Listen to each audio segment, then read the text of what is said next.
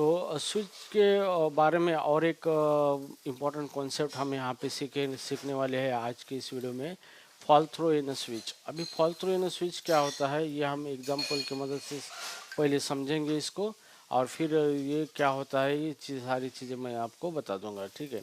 तो शॉर्ट में मैं आपको बता देता हूँ कि फॉल थ्रो का मतलब ये होता है कि आप स्विच के अंदर ब्रेक अगर इस्तेमाल नहीं करते हो तो आपकी जो भी केस मैच हुआ है तो उसके नीचे के सारे केसेस ऑटोमेटिकली रन होते हैं, उसी को फॉल थ्रो कहा जाता है, ठीक है।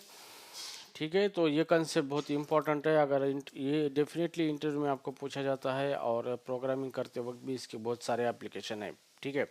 तो अभी हम इसको देखेंगे किस तरीके से काम करता है। तो हम यहाँ पे मेन फंक्शन लिखेंगे हमारा, एज यूजुअल हम लिखते हैं जैसे, ठीक है। तो रिटर्न 0, तो यहाँ से हमारा प्रोग्राम यहाँ पे स्टार्ट होगा यहाँ पे, ठीक है।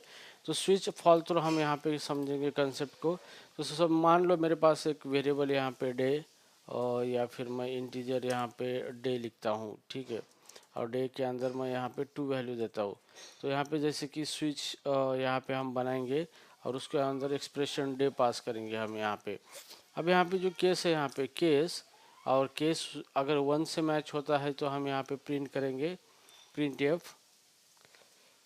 स्लैश एन, जैसे कि हम यहाँ पे मंडे मंडे यहाँ पे करेंगे, ठीक है। और उसके बाद हम यहाँ पे देखो केस अगर 2 से मैच होता है यहाँ पे तो फिर से हम यहाँ पे क्या करेंगे प्रिंट एफ स्लैश एन, और यहाँ पे ट्यूसडे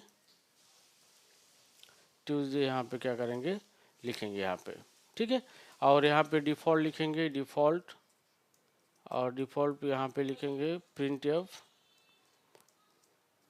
स्लैश एन, और यहाँ पे इनवैलिड डे, इस तरीके का मैसेज हम दे देंगे यहाँ पे, ठीक है। तो ये हमने सिंपल स्विच का शॉर्ट प्रोग्राम बनाया है यहाँ पे।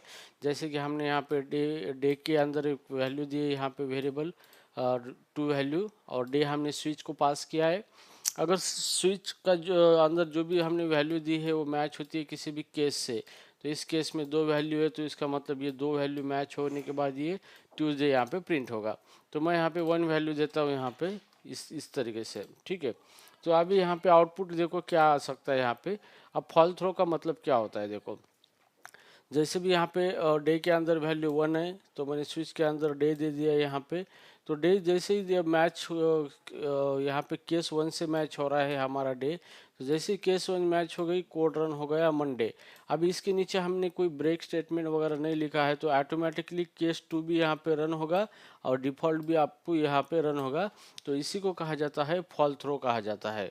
तो फॉल थ्रू का मतलब यही होता है कि एक केस मैच होने के बाद जब तक उसको ब्रेक नहीं मिलता है तब तक वो सारे केसेस क्या करता है रन करता है, तो इसी को कहा जाता है फॉल थ्रो कहा जाता है, ठीक है।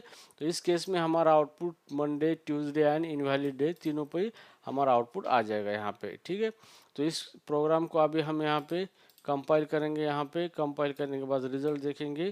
तो यहाँ पे incompatible implicit declaration built in function printf, तो प्रिंटफ फंक्शन को हमें क्या करना है यहाँ पे हैश इंक्लूड करके इंक्लूड एक हेडर फाइल इंक्लूड करना है stdio.h।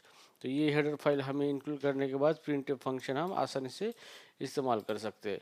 तो यहाँ पे कंपाइल करेंगे हम, यहाँ पे जैसे ही कंपाइल करेंगे हम इसको, यहाँ पे एरर 0 आएगा, वार्निंग यहाँ पे 0 आएगी यहाँ पे, ठीक है। तो ये हमारा प्रोग्राम सक्सेसफुली कंपाइल हो चुका है अभी, ओके।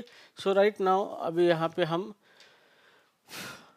इसको रन करेंगे, एग्जीक्यूट में जाके रन को क्लिक करेंगे यहाँ पे। तो यहाँ पे देखो हमारा आउटपुट तीनों भी केस आ चुका है, हमारा output Monday Tuesday invalid day, जो कि अनएक्सपेक्टेड आउटपुट है हमारे लिए यहाँ पे। तो जो इस तरीके का जो भी बिहेवियर होता है उसी को फॉल थ्रो कहा जाता है, ठीक है। तो फॉल थ्रो आपको समझ में आया होगा कि कोई भी केस एक बार मैच होता है तो वो केस रन होता है, जब तक उसको ब्रेक नहीं मिलता है ब्रेक स्टेटमेंट तब तक वो इसके नीचे की सारे केसेस रन करते चलता है। इसी कंसेप्ट को ब्रेक थ्रो फॉल थ्रो यहाँ पे कहा गया है। अगर मैं यहाँ पे देखो इसके आगे नीचे ब्रेक लिखता हूँ यहाँ पे ब्रेक, तो जैसे यहाँ पे देखो मेरा 1 मैच हुआ है केस 1 से यहाँ पे, जो कि स्विच की वैल्यू डे है, डे के अंदर 1 है। तो ये 1 मैच हुआ है केस के अंदर 1, तो यहाँ पे मैच होने के बाद मंडे यहाँ पे प्रिंट होगा, और जैसे ही उसको ब्रेक मिलता है तो ये फॉल थ्रो नहीं होगा, डायरेक्टली ये स्विच के बाहर चला जाएगा। अगर आपको फॉल थ्रो रोकना है तो आपको स्विच के अंदर ब्रेक इस्तेमाल करना पड़ेगा केस के अंदर, ताकि आप उसके नीचे वाली केस के अंदर ब्लॉक के अंदर नहीं एंटर कर सकोगे। ठीक है, तो ये जो बिहेवियर है इसी को फॉल थ्रो कहा जाता है। तो फॉल थ्रो तभी होता है जब हम ब्रेक इस्तेमाल नहीं करते हैं, तो जो भी केस यहाँ पे रन होता है तो दूसरी केस उसके नीचे की ऑटोमेटिकली रन होती है विदाउट एनी केस मैच। ठीक है, तो इस तरीके का जो भी बिहेवियर है उसी को हम फॉल थ्रो कहते हैं स्विच स्टेटमेंट के बारे में। तो गाइज ये बहुत ही इंपॉर्टेंट कंसेप्ट है सी प्रोग्रामिंग का, और ये अदर प्रोग्रामिंग में भी ये कॉन्सेप्ट है जो कि इस्तेमाल किया जाता है। इसके कुछ एप्लीकेशन भी है, हम देखेंगे इसके बारे में। तो स्विच के बारे में और देखेंगे अगले वीडियो में इसके अगले कॉन्सेप्ट के बारे में, क्योंकि स्विच जो है उसके बहुत सारे कॉन्सेप्ट है, तो सारे कॉन्सेप्ट हम एक वीडियो में क्लियर नहीं करेंगे, तो छोटे छोटे पार्ट में हमने डिवाइड किया है वीडियो को, तो उसके अंदर हम वो छोटे छोटे कंसेप्ट क्या करेंगे देखेंगे। ठीक है, तो गाइज ये था आज के वीडियो में स्विच स्टेटमेंट के बारे में फॉल थ्रू कंसेप्ट, जो आज हमने इसको देखा है। ठीक है, तो देखेंगे अगला कंसेप्ट मेरे नेक्स्ट वीडियो में।